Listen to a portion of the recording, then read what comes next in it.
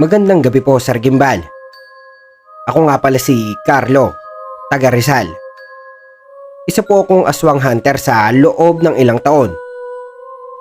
Hindi man po ito sikat dito sa Pilipinas pero kabilang po talaga ako sa isang organisasyon na kung tawagin ay Aswang Hunters. Sa katunayan nga po ay pumupunta po talaga ako sa mga lugar na pinamumugaran ng mga aswang. At ilang beses na rin po akong nakapatay. Kaya naman po di na sa akin iba ang pumaslang ng mga ito. Sa loob po ng ilang taon ay marami na akong karanasan pero bago po ako maging isang aswang hunter member ay isa po muna akong researcher. Mahilig po talaga akong magpunta sa mga liblib na lugar para makadiskubre ng mga bagong pasyalan, kainan at natatagong mga paraiso. Sa tuwing nakakakita po ako ng magandang senaryo ay agad ko po itong kinukuhanan ng litrato para i-upload sa aking social media account. At isa na nga po ang aking napuntahan ay sa isang liblib na lugar ng Capiz. Sa pinakadulo po ito at di ko alam ang tawag sa kanilang barangay. Sa totoo lamang po ay di lang ako nag-iisa. Sa pagkakatanda ko po ay nasa 6 kaming pumunta sa Capiz. Sobrang ganda po kasi ng aking dinaanan. Maluwag yung kalsada at wala halos dumadaan na sasakyan. Damuhan yung paligid at parang malayo sa kaguluhan na siyang matagal ko na pong hinahanap. Dahil nga po magulo nga po sa Manila. Mukha naman pong magagalang yung mga tao doon. Dahil sa tuwing dumadaan kami ay yumuyuko sila. At sa unang tingin mo nga ay di mo akakalaing punong-puno pala ng misteryo ang lugar na yon. Tumuloy kami sa isang paupahan na nakabook ng aking kaibigan. Mura lang daw yung upa na aming nakuha sa halagang 1.5. May kuryente at CR na rin. Isa sa loob at isa sa labas. Ang problema nga lamang ay malayo daw sa kabahayan at sa pamilihan. Pero kinagat na rin namin dahil di na rin naman kami lugi sa presyo. Kung tutuusin nga mahirap na makahanap ng ganoong kakaibang offer. Dahil 6 kaming titira. Maliwalas naman yung aming natuluyan dahil malawak naman ang espasyo. May 2 kwarto at bawat kwarto ay may 2 kama. Balak na lang namin na pagdikitin yung mga kama para kasya yung 3 sa higaan. May gate din at di naman ganoong kalayo sa kalsada. Naging okay naman ang lahat at mukha naman na safe yung lugar. Iniwan namin dun yung gamit namin para maglibot-libot, total mataas pa naman ang araw. Naglakad-lakad kami sa labas at ayon nga sa aming nakalap sa mga tao sa labas o yung mga taong nakatira sa pinakabayan ay may maganda nga daw na ilog sa lugar na pupuntahan namin. Pero nagbabala sila na huwag kaming magpapaabot ng dilim dahil delikado sa lugar na aming pupuntahan. Maraming daw kasi ang nabalitaang nawala sa baryo at di na daw makita, kaya naman may ilan na nagdesisyon na lamang na umalis at di na muling bumalik pa. Meron naman na lumipat sa pinakalabasan ng barangay. Dahil nga daw sa sunod-sunod na mga misteryo ng pagkawala ng mga tao ay nagsilipat sila. Nang marinig namin yung ganong kwento, mas lalo kaming nasabik na malaman ang kwento sa likod ng bali-balitang ito. Dahil nga di lang kami researcher ng magagandang tanawin, kundi researcher din kami ng mga kakatwang pangyayari at mga misteryong bagay. Mas pato kasi sa social media kung may background history yung lugar. At bago nga po magdapit hapon ay namasyal muna kami sa paligid. May napuntahan kaming isang lugar na tahimik pero may magandang tanawin. Ang nakakapagtaka nga lamang ay maraming kubo malapit sa lugar. At tila walang tao. Puro sarado kaya wala kaming mapagtanungan tungkol sa lugar. Siguro ito yung mga bahay na inabandona ng may mga may-ari pero mukha pa silang ayos dahil medyo malinis yung harapan ng mga bahay. nagpicture lang kami ng bawat anggulong maganda para may upload kami sa social media. Ang problema nga lang ay wala man lang signal sa lugar kaya napagdesisyon namin na saka na lang namin ito i-upload pag nakarating na kami ulit sa Manila. Medyo takip-silim na po noong nakauwi kami dahil nagbanding pa kami na magkakaibigan sa tabing ilog. Pero habang naglalakad kami pa uwi, dahil nga wala na kaming dala sasakyan, dahil medyo malubak ang daan ay inabot na kami ng dilim sa daan at may mangilan-ngilan po kaming nadaanan ng mga bahay. Pero parang may tinataguan sila dahil sinasara nila ang kanilang pinto at bintana sa tuwing kami ay dadaan. Nagtawanan kami ng palihim dahil mukhang takot sila makakita mga mukha naman kaming artistahin. Pero kahit na minsang napapalakas ang aming tawanan ay may ilan pa rin kaming nakikita na tila ayaw sa tao. Pero nagpatuloy pa rin kami sa aming masayang kwentuhan. Pero syempre nandoon pa rin yung pangamba dahil alam natin na bali-balita na ang lugar ito ay pinamumugaran ng mga aswang. Kaya naman agad kaming umuwi sa aming inuupahan. Buti na lamang at wala naman kaming nakita o nasalubong na aswang. Kung hindi baka kung saan-saan kami puluting kangkungan. Pagdating namin sa aming inuupahan, nagbukas agad kami ng beer at umorder ng pulutan. Kaso nga lamang parang walang gustong mag-deliver sa amin dahil lahat ng offer nila ay walang free delivery. Kahit na magdagdag kami ng bayad ay wala talagang may gusto. Kaya napagdesisyonan ko na lamang na puntahan yung aming order na sisig at pang-ulam na rin. Sumama naman sa akin yung kaibigan ko na itago na lang po natin sa pangalang Jay. Medyo maingay saya kaya naman hindi nakakaboring kasama. Lalo na at sobrang creepy ng aming dinadaanan. Kasi maaga pa naman kung tutusin na 6:00 pa lamang ng hapon.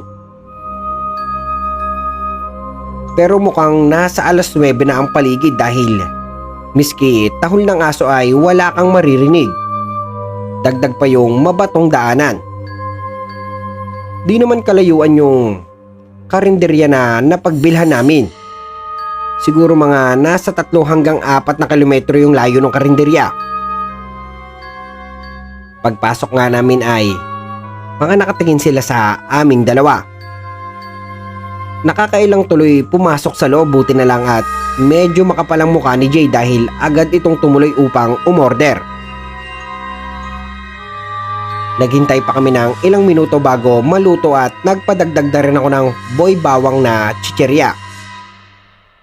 Ayos din po kasi yung pamulutan. Habang naghihintay nga po kami ay may isang matandang gusgusin ang lumapit sa amin. At nagtangkang magtanong kung saan kami galing. Tinuro naman namin ang lugar pero bigla itong napaurong at binalaan kami sa mga nilalang daw na naninirahan sa lugar na aming pinuntahan. Pero dahil nga sanay kami sa mga baliw sa lansangan sa kamay nilaan ay di na yun naging big deal sa amin, sa halip ay tumango na lang kami na kunwari nakikinig kami. Dahil nga medyo kakaunti yung kumakain kaya naman agad kaming nakabili. Nagdagdag na rin ako ng yelo at isa pang beer para may pandagdag kung ganahan kami uminom. Si Jay naman, dahil isa pa ring matinik sa babae ay di maiwasang makipagkilala sa isang customer na kumakain mag-isa. Dahil nga kaibigan ko siya ay pinagbigyan ko ng makipagkwentuhan sa babae na umabot lang naman ng 20 minuto. Tama lang para maluto yung sisig naming order. Pero noong sasakay na kami sa motor ay bigla akong hinablot sa kamay noong gusgusing matanda. Nanlilisik po yung mga mata niya kaya naman iniwas ko ang kamay ko pero pilit niyang inaabot yung isang bote. Siguro kasing laki yun ng bote ng asyete de manzanilla. Sabi pa niya ay pag daw ito ay kumulo ay may aswang na papalapit. Sa totoo lamang Sir Gimbal ay di naman kami naniniwalang may aswang nga kahit na marami kaming nababasa na artikel tungkol doon. Nagpasalamat na lamang ako bago ilagay yung bote sa aking bulsa. Dahil nga medyo natatagalan na kami ay pinaandar ko na yung motor. Pero mula sa side mirror ay kita ko pa rin yung matanda na nakatingin sa amin habang papalis. Kaya naman habang papauwi kami ay di ko maiwasang bilisan yung takbo ng motor. Hindi dahil sa takot ako, kundi baka lasing na yung mga kasama ko wala pa yung pulutan. Pero noong nasa daan na kami, nag-iba bigla ang ihip ng hangin. Naging malamig at parang pupunta kami sa abandonadong barangay. Dagdag pa yung maalingasaw na amoy na di namin alam kung saan galing. Dahil sobrang masangsang ang amoy. Maya-maya pa nga ay biglang may kung anong dumaan na nilalang na siyang nagpatigil sa aking pagmamaneho. Bigla tuloy akong hinampas sa balikat ni Jay dahil muntikan na siyang masubsob sa aking likod. Kaya naman minabuti kong tanungin siya kung nakita niya rin ba yung dumaan sa kalye. Pero ayon sa kanya ay abala daw siyang nakikipag-text doon sa bago niyang kakilala. Kaya naman nagdiretso na lang ulit kami pauwi. Malapit na nga kami sa aming inuupahan noong nasiraan pa kami ng gasolina.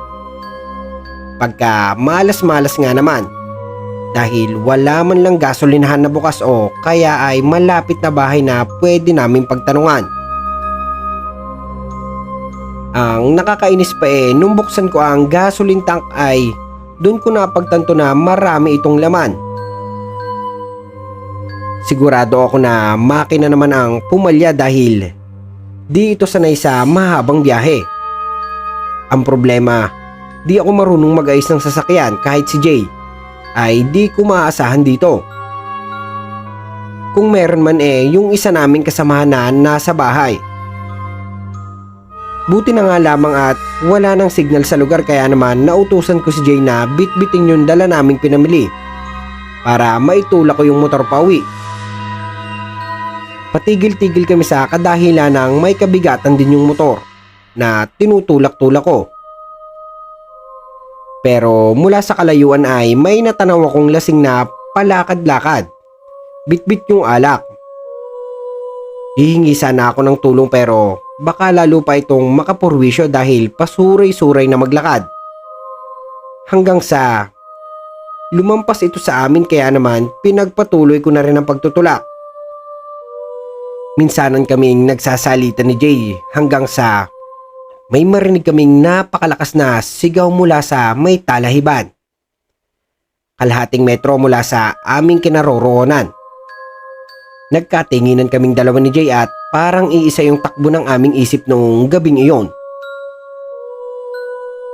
Pero di na namin yun pinansin dahil baka kami pa ang mapagbintangan kung sakali mang tama ang aming hinala.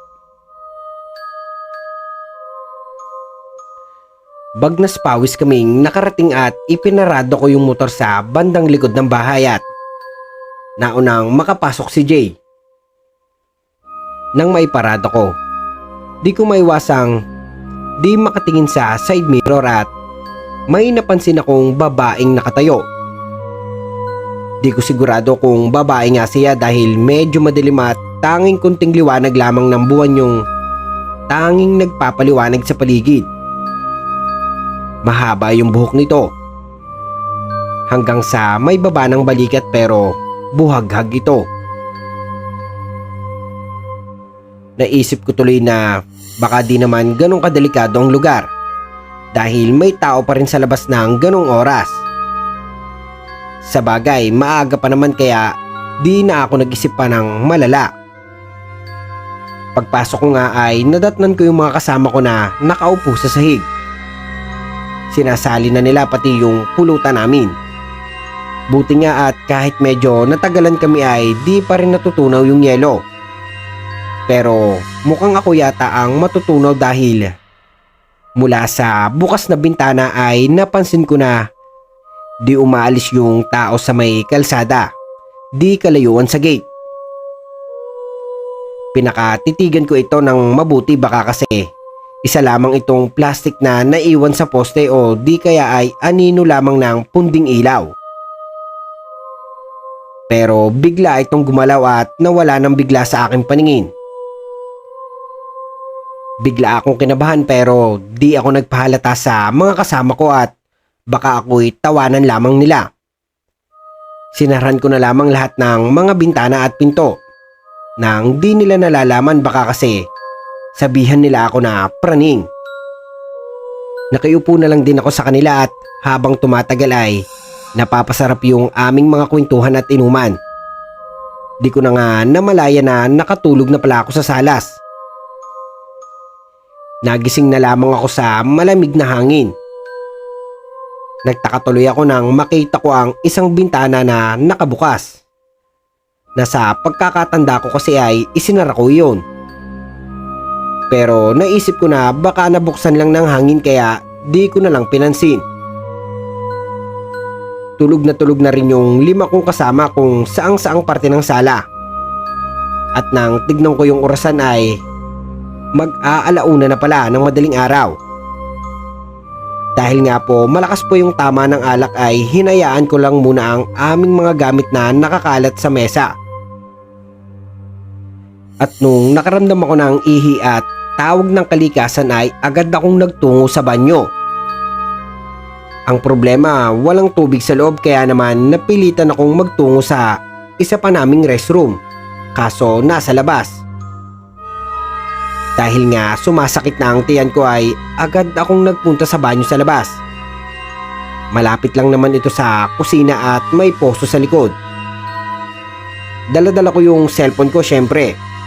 Di naman yun makakalimutan lalo na kung tinatawag ka na ng kalikasan. Nagtititingin ako ng kuha naming larawan sa ilog habang ako ay nakaupo sa inodoro. Dahil wala namang signal para mag-Facebook sana. At habang ako ay nagtititingin ay may narinig akong kaluskos mula sa likod ng banyo. Di ko na pinansin yun dahil buong akala ko ay daga lamang ito. Hanggang sa yung kaluskos ay biglang lumakas dahil tila may pumatong sa bubong.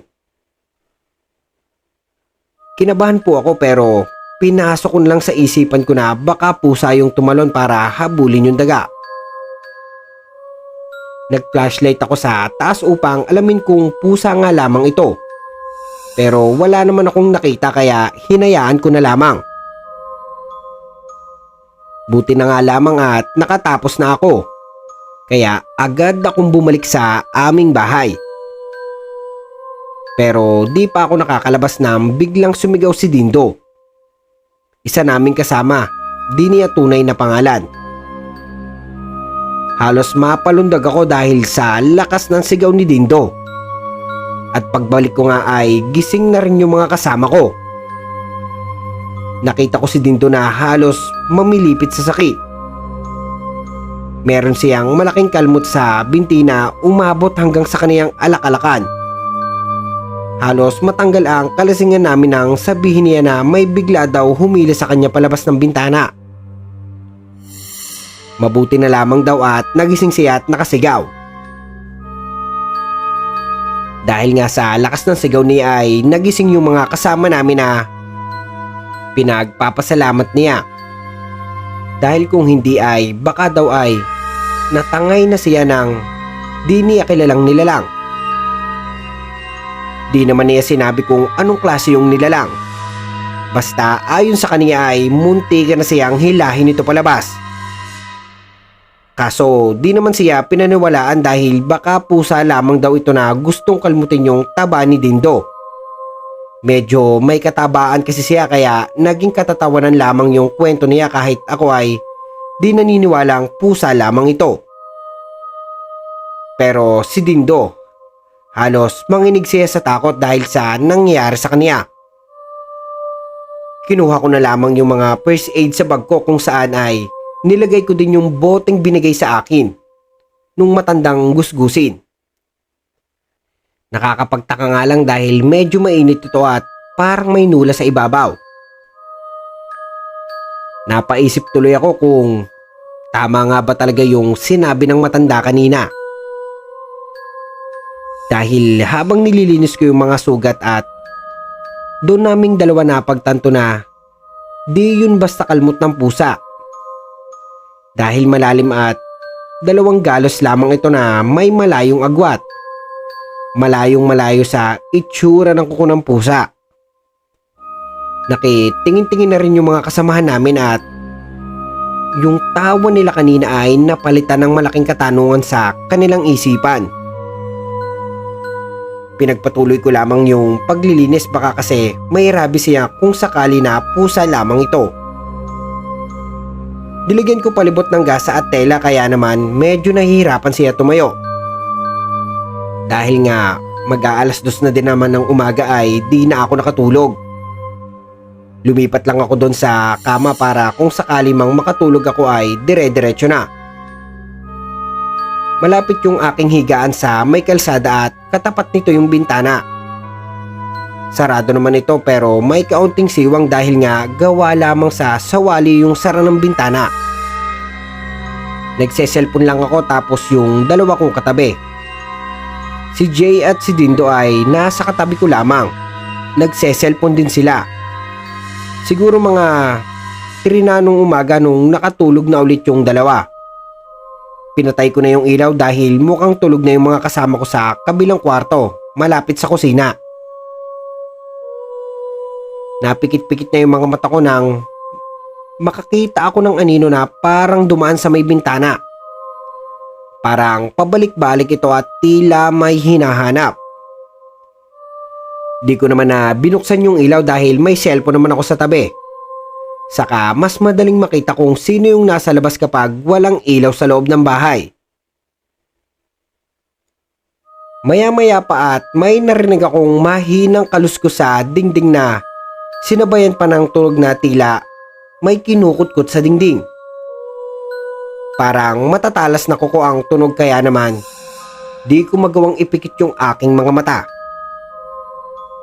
Dahan-dahan akong tumayo at kapit-kapit ko yung aking cellphone. Nakayapak lamang ako kaya naman walang ingay na nalikha siguro dahil na rin sa simentado yung sahig. Sinilip ko yung butas ng bahagya at laking gulat ko nang makakita ako ng nakakatakot na nilalang sa labas ng bahay. Namumula ang mga mata nito at nakalabas ang mahabang dila nito habang tumutulo po ang laway. Parang napako ako sa aking pagkakatayo. At di ko namalaya na nanginginig na pala ako sa takot. Dahil hindi lang isa ang nakita ko, kundi 3. 3 nakakatakot na mga nilalang. Inalam ko yung kanilang ginagawa at lalo akong kinabahan dahil isa-isa silang nag-anyong malaking aso. Paikot-ikot sila sa bahay at parang gusto nilang pumasok. Naisip ko tuloy kung nasara ko ba yung pinto doon sa may kusina dahil nga nagmamadali akong pumasok nang marinig ko si Dindo na sumigaw. Di ako mapakali kaya kahit na may kaunting takot ay lumabas ako ng kwarto para siguraduhin na masarado yung pinto. Dahan-dahan akong pumunta sa kusina at buti na lamang at nasarado ko pala ito. Ngunit nang ako ay babalik na, narinig ko ang biglang pagbaksak sa aming bubong. Nagulat talaga ako dahil sa ingay na sinabayan pa ng paglagabog ng pinto sa pinakasala. Wala akong magawa kundi gisingin yung 3 ko pang kasamahan sa kabilang kwarto. Pilit kong kinatok yung kanilang pinto at lumabas nga sila na nagtataka. Magtatanong pa sana sila kung anong nangyayari pero di na yun natuloy dahil sa ingay sa labas. Parang galing sa humihingal na malaking hayop. Dahil nga may kayabangan si Arnold, isa sa aming kasamahan. Di niya tunay na pangalan. ay binuksan nito yung pinto para lumabas at tinignan ang nangyayari sa labas. Pipigilan ko pa sana siya pero huli na dahil agad na yung binuksan nito at sumilip. Pero ilang segundo pa lamang ang nakakaraan nang bigla naming narinig si Arnold na sumigaw. Sigaw ng pagkakatakot kaya agad kaming sumunod. Kaso di pa kami nakakalapit ng husto nang tumilapon si Arnold pabalik ng sala. Nasalampak siya sa bangko at may malaking galos sa leg at braso. Tinuro niya ang labas at nanlaki ang mga mata namin nang makita ang isang nilalang na nakakatakot. Isang aswang. Dahan-dahan pero may nakakapanindig balahibo itong umakbang papalapit sa amin. Halos hila-hila naman ni Arnold yung katawan niya palayo dahil may mga sugat na natamo siya. Nagtingin na lang kaming apat at pare-parehas kaming may takot sa mga mata. Dahil sa unang beses nga at naka-experience kami ng ganito. Maya-maya nga lang ay biglang bumukas yung ilaw at tatlo kami na di makakilos dahil di lamang pala ito nag-iisa. Tatlo silang aswang na nais umatake sa amin. Agad naman na kumuha si Jay ng pambato gamit yung beer sa mesa. Pero mas lalo lamang nagalit yung isang aswang matapos matamaan yung mukha nito. Nabasag yung bote sa lakas ng paghampas pero parang wala po itong epekto sa aswang. Lumingin ito kay Arnold at tila ito ang nais niyang gawing hapunan. Pero di ako papayag na mangyari iyon kaya naman agad kong hinila si Arnold papalayo. Ang problema ay agad itong kinagat sa paa ng aswang. Parang nag-aagawan kami sa laruan dahil sa bawat hila ko ay hihilahin din ng aswang ang paa ni Arnold. Buti na lamang at dumating si Dindo at kahit nahirap sa paglalakad ay nagawa niyang makuha ang asin at hinagi sa pinto kung nasaan ang aswang. Napaurong yung aswang dahil sa asin kaya naman nabuhayan kami ng loob. Dahil may kinakatakutan pala ang aswang na madali lang namin makukuha. Ang problema, wala nang nakuha si Dindo sa kusina. Dahil sinaid na lamang niya ang asin sa garapon. Tila nakapangisi ang aswang sa narinig kaya naman agad itong tumulon papunta sa aking kinakatayuan. Dahil nga puro takot na lang ang aming nararamdaman ng mga oras na yun ay agad kaming nagtakbuhan kung saan. Akay ko si Arnold habang hila-hila naman ni Dindo yung paa niya. Doon kami nagpunta sa kwarto namin. Tagaktak ang pawis namin habang sinasandalan ng pinto para hindi makapasok ang aswang. Di naman namin namalayan na may kung anong puwersa ang nagbukas ng bintana. Halos magsigawan kami ng malakas habang humihingi ng tulong. Pero wala ni isang tumulong sa amin dahil nga malayo yung aming tinutuloy ang bahay sa mga kabahayan. Dahil nga nasa delikadong sitwasyon kami at wala man lang kahit anong panlaban ay naisipan naming tumakas. Total may dala naman kaming motor na pwedeng sakyan. Ang problema nga lang ay di po namin alam kung paano makakapunta sa garahe dahil may aswang. Dali-daling sinira na Ben yung paa ng kama at si Vince naman ay yung apat na paanong lamesa. Ginawa namin muna itong panlaban kung sakali mang aatakihin kami sa loob. Maya-maya nga po ay biglang may tumulon mula sa bintana. Isang itim na pusa na kalaunan nga ay naging ibang anyo.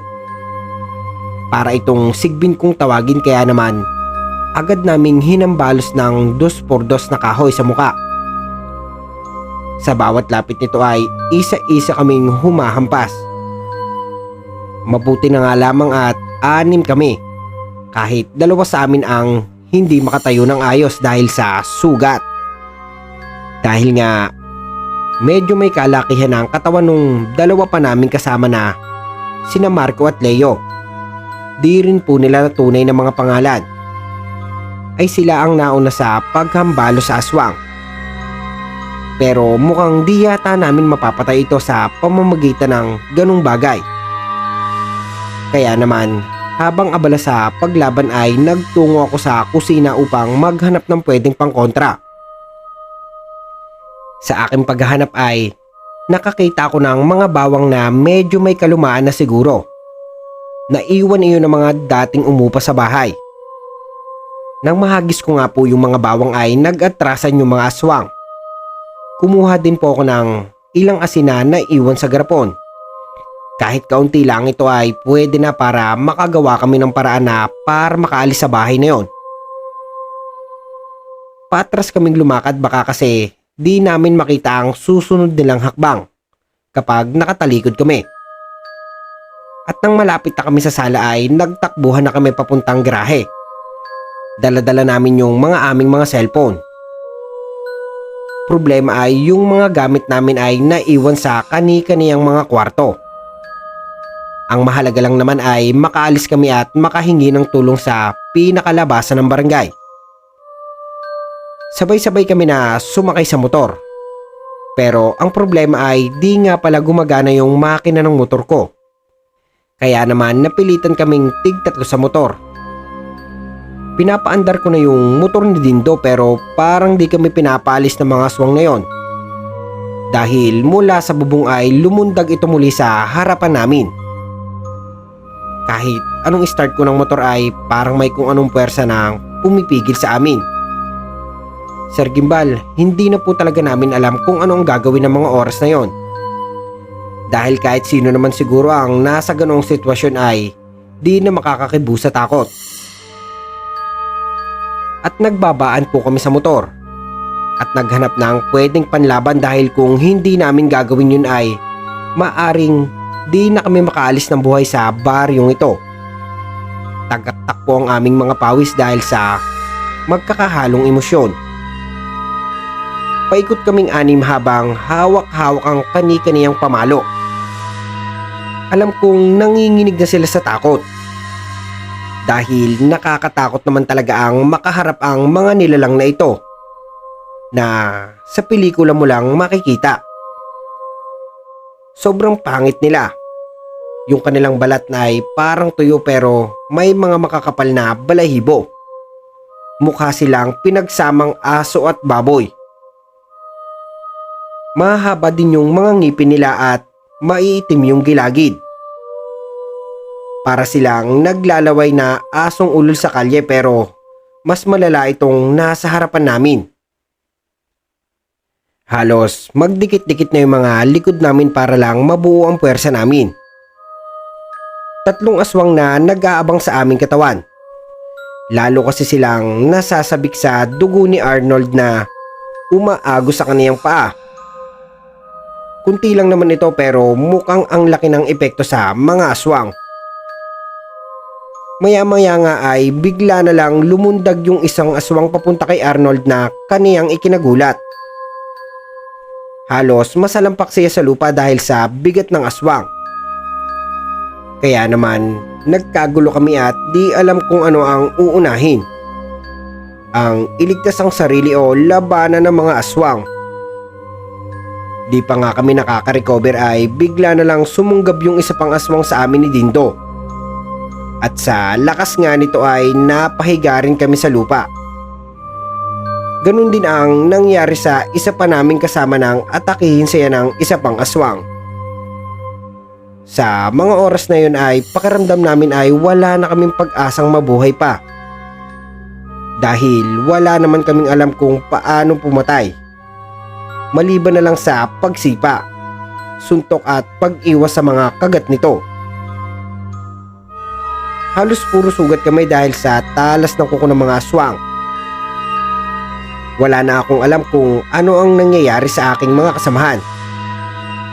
Basta ang sa akin sa mga oras na yun ay isalba muna ang sarili ko. Habang abala nga yung aswang sa pagsiksik ng kanyang dila sa aking liig ay nakahanap ako ng tiyempo. Humapa ako sa paligid at buti na lang ay may tilos na bato na siyang ginamit kong panghampas sa ulo nito. Sa lakas nga ng aking pagkapalo ay bumaon ang pinakadulo ng bato sa noon nito. Tumagas yung mabahong pulang likod do sa noon nito na siyang nagpatakbo dito palayo. Halos maghingal kabayo po ako nang makatakas ako sa bingit ng kamatayan. At halos mautal naman si Dindo dahil wala na yung aswang na umatake sa amin. Pero di pa po doon nagtatapos ang lahat. Dahil may dalawa pang aswang na buhay. Pagkatayo ko nga ay kita ko na halos magutay yung jacket ni Jay. Dahil sa pagsalag niya sa kaniyang muka. Kita ko na hirap siya dahil nakabaon na yung pangil ng aswang sa braso niya. Naalala ko tuloy yung boy bawang na chichirya na nasa aking bulsa. At agad ko itong binuksan para mahagis ko sa aswang. Napaharap sa aking kinaroroonan yung aswang at doon ko kinapitan yung matalas na bato at inumbayan ng saksak yung likod ng aswang. Di ako tumigil hanggang sa di tumatagas yung dugo nito. Pagewang-gewang naman ako dahil pilit akong pinapaalis nito sa kaniyang balugbog. Pero di ako nagpaawat.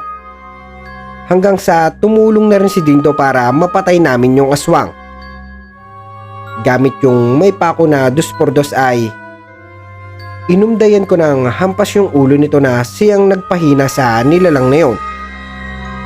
Parang aso itong lumulundag palayo kasama yung isa pang aswang. Sigurado kung hindi pa sila nakakalayo. Dahil nga kumukulo pa rin yung tubig na medyo kulay dilaw sa loob ng bote. Halos mawalan kami ng lakas habang pilit naming ipinapahinga yung aming mga katawan. Pumasok muna kami sa bahay dahil di pa naman kami sigurado kung ligtas pa ba talaga kami kung mananatili kami sa labas. Sobrang nakakapanghina po ang gabing iyon dahil nga sa nangyari. Pero ang mahalaga naman ay buhay po kaming anim. Napagdesisyon na namin na umaga na lang umalis para ligtas dahil malapit na rin naman mag-umaga. Dahil alas 4 na rin ng umaga. Kung may aatake man ulit na aswang ay alam na namin dahil nga dun sa langis na kumukulo. Pinagsasarduhan namin yung maaring daanan ng aswang. Kahit yung mga siwang ay di namin pinalagpas. Ayaw na namin maulit yung mga bagay na nangyari kanina. Makalipas na yung ilang oras at naging maayos na yung lahat. Wala nang aswang pero ramdam pa rin namin yung nangyari. Dahil nga sa sira-sirang mga gamit. At nung umaga na nga ay inayos na namin yung gamit namin para umalis. Inayos na rin ni Ben yung motor ko. Akala namin sulit yung 1.5 na upa sa bahay. Yun pala ang magdadala sa amin sa kapahamakan. Kaya nga nagmadali kami na umalis at dumaan muna kami sa karinderya kung saan kami bumili ng pulutan. Sa pagpasok nga namin ay may usap-usapan sila na may natagpuan daw na bangkay sa may talahiban. Wala na daw itong puso at tatay. Maging ang dugo nito ay tila inubos dahil wala man lang makita sa crime scene. Nais man naming ikwento yung aming karanasan ay mas pinili na lang naming manahimik. Sabi ng ilan baka gawa na naman ito ng mga aswang sa baryo. Kinilibutan tuloy ako ng marinig yun dahil nga sa nakita ko noong gabing iyon. Maging si Jay ay lihim na napatingin sa akin. Dahil nga pwede pala kaming di na makauwi ng gabing iyon kung walang dumaan na lasing. Kumain na lang kami ng agahan at umalis. Di po talaga namin malilimutan yung araw na yon. Akala namin ay di na yun mauulit. Pero mangyayari pa pala. Dahil makalipas nga ang ilang buwan at nagkayayaan kaming pumunta sa probinsya sa Rizal. Bad na yung dala namin at di na motor para makapagdala kami ng mga gamit. Limitado kasi kapag motor ang sasakyan namin. Umaga pa lang at umalis na kami sa Maynila at agad nang pumunta sa Rizal. Nasa mahigit na 40 kilometro yung nilakbay namin at masaya naman ang biyahe namin. Napag-uusapan namin yung mga nakaraang biyahe namin sa Capiz at medyo nagiging biruan na lang namin yon. Habang nasa biyahe nga kami ay di ko maiwasang tignan yung bote. Di ko na kasi maalis yun sa bag ko simula noong malaman ko yung purpose nun. Buti na lamang at di naman ito kumukulo kaya naman naging kampante ako sa aming biyahe. Habang nagkukwentuhan nga sila ay nag-search ako ng mga bagay na makakapatay sa aswang kung sakali. Ilan nga dito yung bawang na makakapagtaboy nga daw sa mga aswang. Alikabok na galing sa lutuan. Para daw magbalik anyo yung aswang saka kung ano-ano pa. Noong napadaan nga kami sa may kalamansian ay tumigil muna kami para kumuha. Mukha naman kasing walang may-ari dahil nga halos nakalaylay lang ang bunga nito sa may kalsada. At nung makarating nga kami dun sa may probinsya ay may ilang tao ang masaya kaming sinalubong. Inanyayahan nila kaming magmerienda at yung iba naman ay nagtatanong kung saan kami pupunta. Di tulad noong nasa Capiz kami na parang yung mga tao ay may masamang balak. Kaya naman masaya rin kaming nakihalubilo sa kanila at kumuha ng ilang larawan. Pero yung ilang tao ay ayaw nila humarap sa kamera. Di na namin sila pinilit dahil nga baka nahihiya sila. At noong magdapit hapon na ay may nag-anyanya sa amin na sa kanila kami tumuloy. Nabigla nga kami dahil wala siyang hinihinging bayad. May kwarto daw yung bahay niya na hindi ginagamit at dun daw niya pinapatulog yung mga bisita sa lugar nila. Dahil nga mukha naman silang maganda makitungo ay pumayag na rin po kami. Nagbiyahe nga kami papunta sa kanila at medyo may kalayuan dun sa lugar na pinagkakitaan namin. Medyo malawak yung lugar nila at may gate na bakal. Malawak din yung hardin at maraming bulaklak. Nakaka-relax yung paligid at medyo tahimik din ang kapaligiran. Masaya na kaming pinapasok sa loob ng bahay. Medyo may kalumaan na at gawa sa kahoy ang materyales. Gawa rin sa Capiz yung bintana na talagang parang bumalik ako sa dating mundo. Maging yung mga gamit nila ay gawa sa kahoy. Pero may kalumaan na nga rin. Nagtingin-tingin kami sa paligid habang nasa kusina yung may-ari. Wala ding signal sa loob ng bahay pero sanay na kami sa ganong senaryo sa probinsya. Mahalaga lang naman ay may charge yung mga cellphone namin at yung aming mga power bank. Hindi namin kinuhaan ng larawan yung bahay bilang paggalang na rin sa may-ari. Maya-maya pa nga ay dumating ito at nagdala ng kape at tinapay. Dahil nga malayo yung aming biniyahe ay agad namin kinain yung dala niya. Nakangiti naman itong tumingin sa amin. Dala na rin ng kuryosidad ay nagtanong kami kung sino ang kasama niya sa bahay. Dahil kanina pa siyang nag-iisa. Ngumiti lamang ito at ayon sa kanya ay mamaya pang gabi ang dating ng kanyang mga kasama. Dahil may trabaho daw tuwing umaga. Naniwala naman kami kaya nagpatuloy kami sa pagkain. Nagbibiroan pa nga kami habang nakatingin sa amin yung matandang babae. Pero bigla kong napansin na parang lagi siyang tumitingin kay Dindo. Pero binaliwala ko lang yon dahil baka namimiss lang niya yung anak niya o kaya naman ay natatabaan lang siya kay Dindo.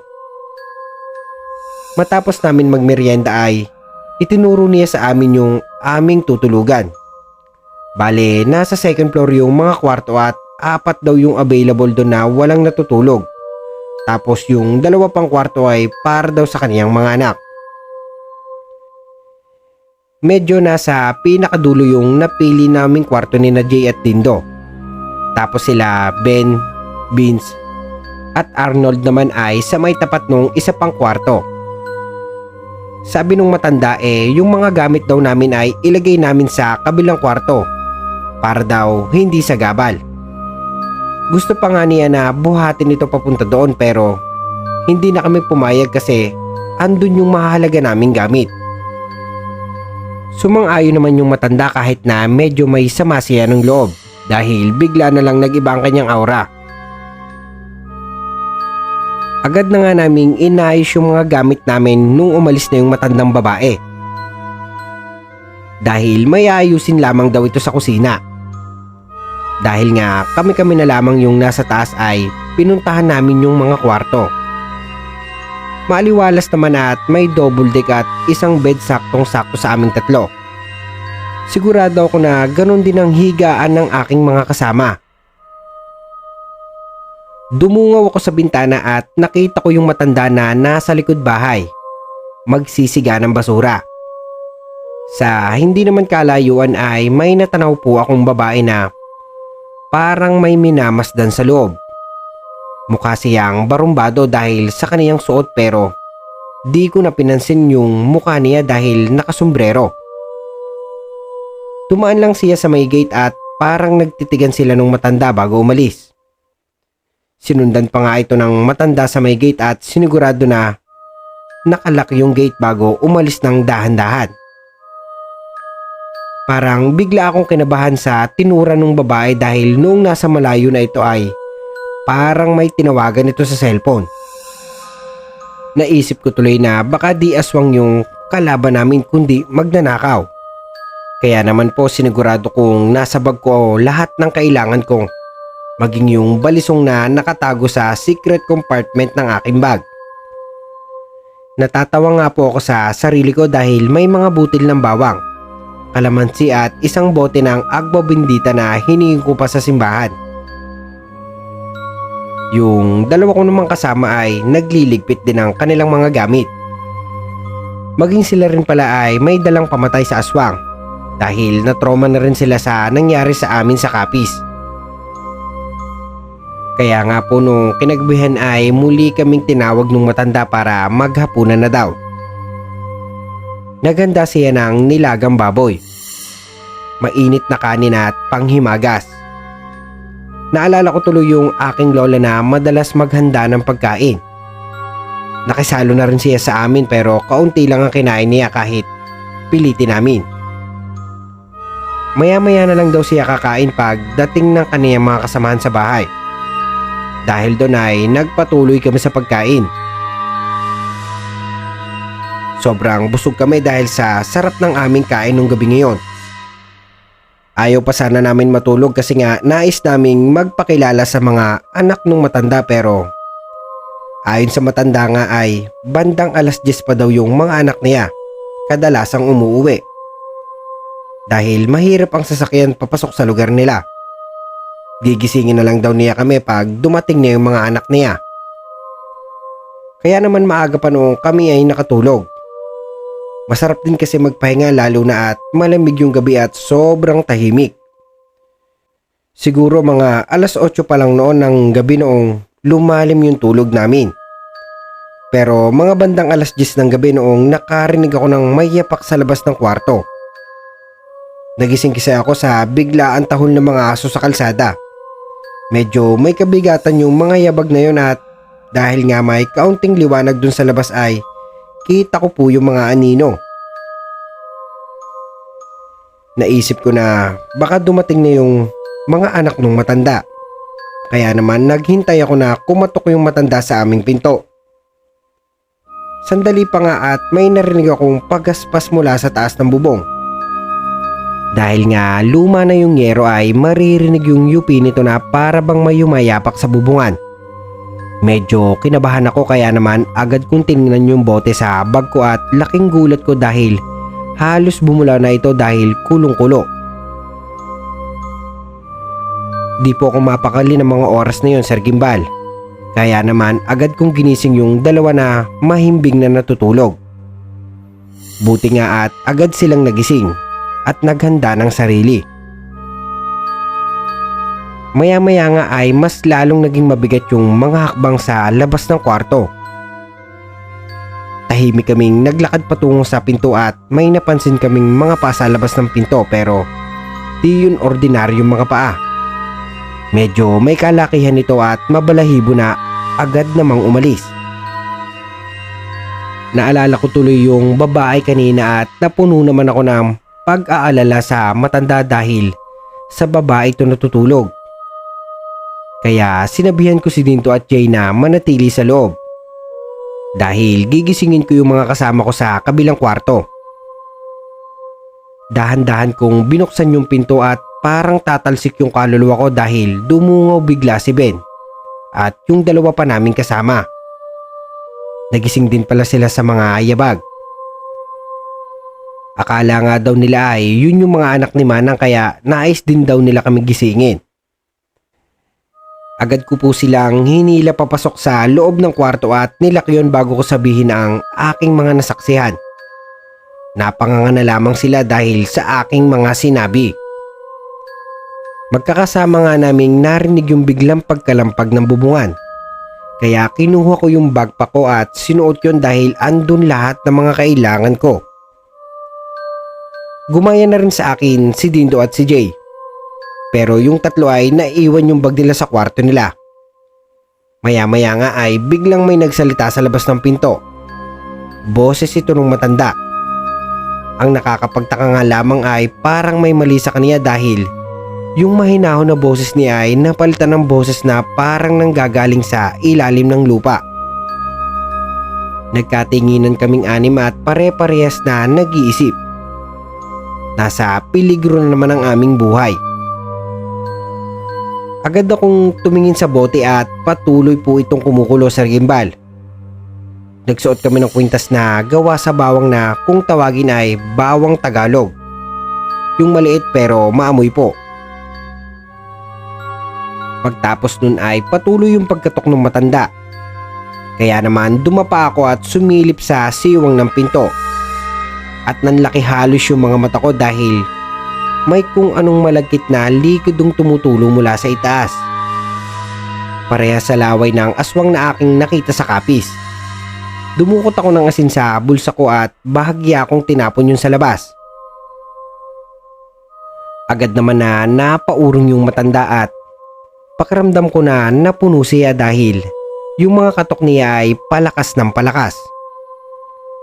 Napailing na lamang ako at agad kong sinenyasan yung mga kasama ko na maghanda dahil aswang na naman ang makakalaban namin.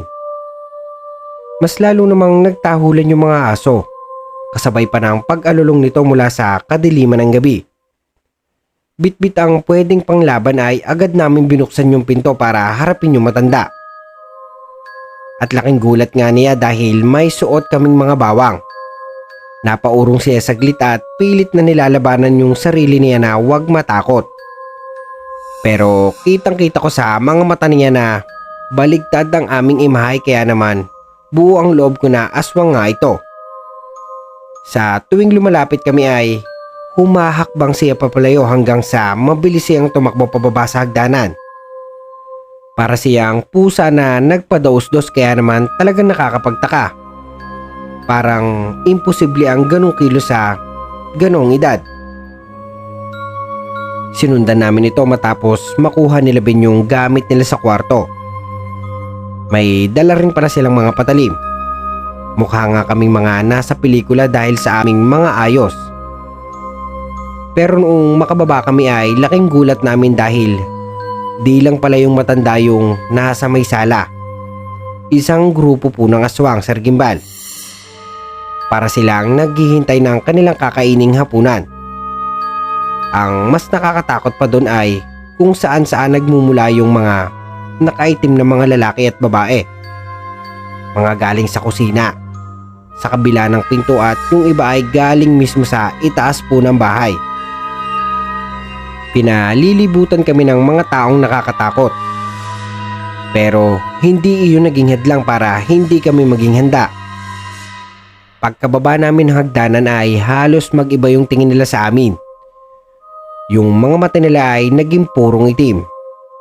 At naging mas malapad yung mga ngisi nila na halos umabot na sa may tenga. Kakaibang nilalang ang bago naming nakaharap.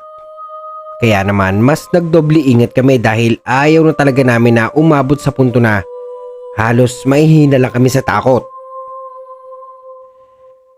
Paikot naming nilagyan ng asin yung aming kinakatayuan at nabigla na lang yung mga aswang sa ginawa namin. Yung matanda naman na nagpatuloy sa amin ay nakaupo lamang habang titig na titig sa amin.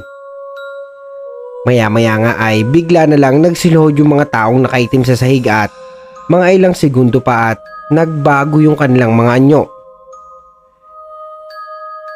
Naging nakakatakot silang nilalang na parang sigbin. Parehas na parehas dun sa mga umatake sa amin sa kapis. Kaya naman alam ko na nga ang aming gagawin. Lumundag yung isang aswang papunta sa aming kinakatayuan. At di ko nga inaasahan na may dala palang baril si Jay.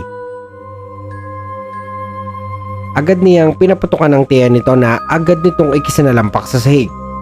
Naglaglagan yung mga nakadisplay matapos itong masagi ng aswang.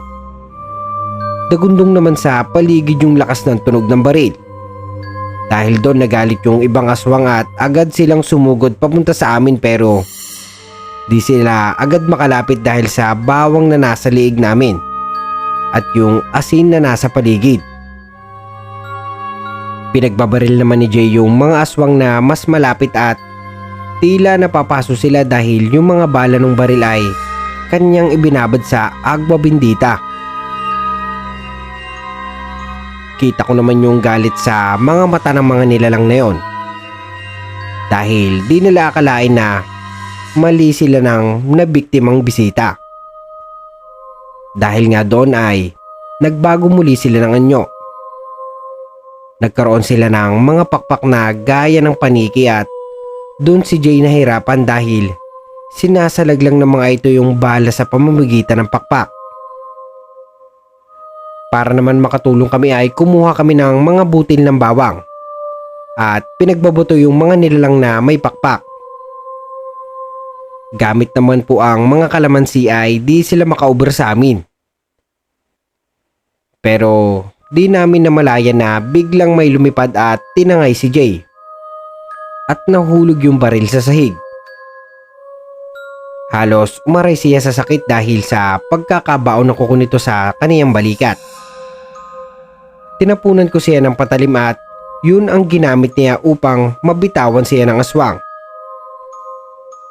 Ang problema ay dun siya bumagsak sa may hagdan. Kaya naman halos mabalian siya ng buto dahil sa taas ng kanyang pinaglaglagan. Dahil nga napukaw yung atensyon namin kay Jay ay di namin nakita agad ang paghila ng mga aswang sa aming mga paat kung saang parte kami ng sala na punta. Buti na lamang at may kanya-kanya kaming dalang gamit. Nagawa kong pakainin ng bawang yung humila sa akin matapos nitong ibuka ang kanyang bibig. Hindi nito malaman kung saan siya pupunta bago siya unti-unting sunugin ng bawang. Matapos kong patayin yung isang aswang ay tinulungan ko naman si Ben. Gamit ang balusong na nasa secret compartment ng aking bag ay agad kong inundayan ng saksak sa likod ng aswang. At mula sa batok ay aking pinabaon ng patalim hanggang sa pinakagulugod nito. Warak ang likod ng aswang. Sabayan ko pa ng pagbuhos ng butil ng bawang na agad nitong ikinamatay. Sobrang lata na ang aking katawan pero di ako tumigil hanggang di ko napapalaya ang aking mga kaibigan mula sa mga nilalang na iyon. Tumulong na rin sa akin si Ben at unti-unti naming napuksa mga aswang. Pero nung papaslangin na sana namin ang matandang aswang, bigla po itong nawala. Hinahanap namin ito sa paligid pero ni anino ay nawala. Biglang tumahimik ang paligid kaya naman inakay namin si Jay. Paupo sa bangko dahil mukhang malala ang kanyang kalagayan. Akala namin ay tapos na. Yun pala ay mas may malala pang mangyayari. Biglang may kung anong bagay ang bumagsak at maya-maya pa nga ay napuno ng mga aswang ang buong sala. Puno ng galit at pananabik ang kanilang mga mata.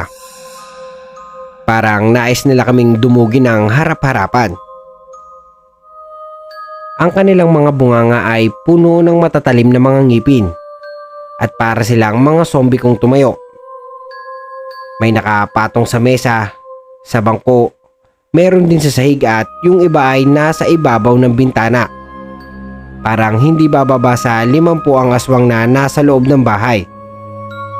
Wala na talaga kaming pag-asa na mabuhay pa sa dami ng mga aswang. Kaya naman, lalaban kami hanggang kamatayan. May tirang bala pa yung baril at ibinigay ko yun kay Jay. Dahil hindi na siya makatayo para lumaban ng harapan.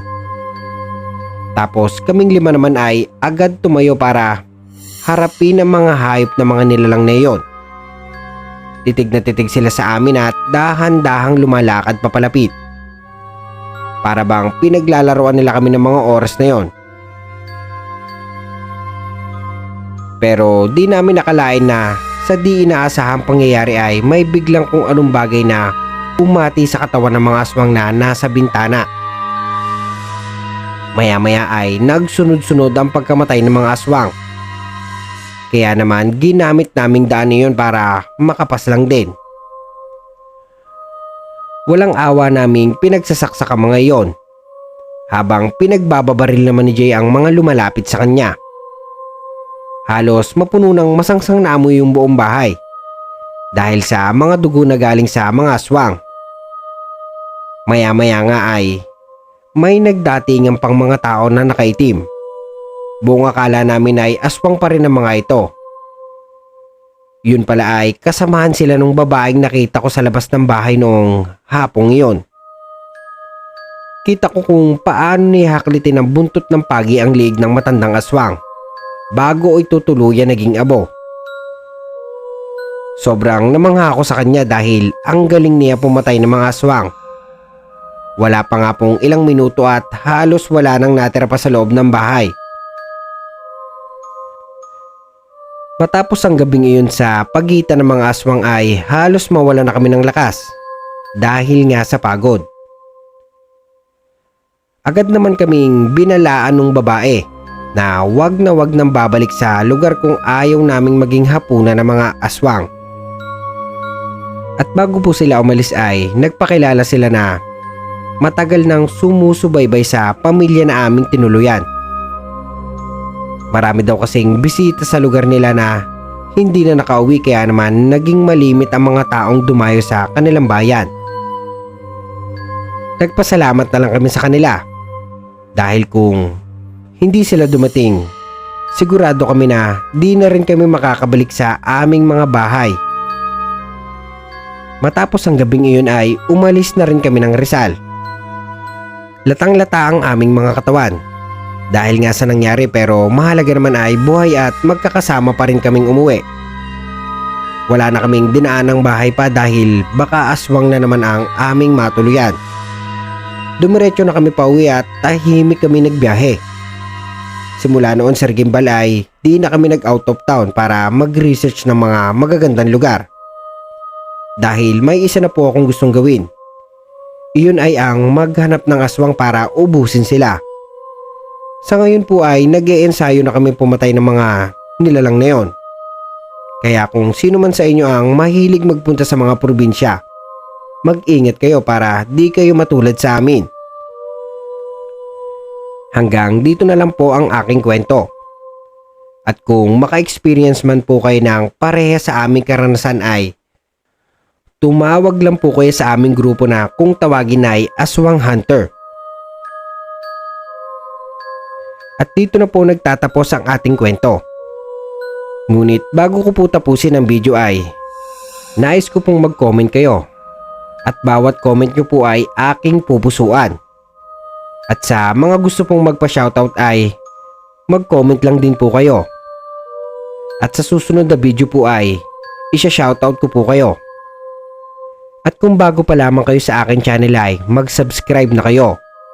At huwag nyo na rin kalimutan i-hit ang notification bell button para maging updated kayo sa mga susunod pa nating video.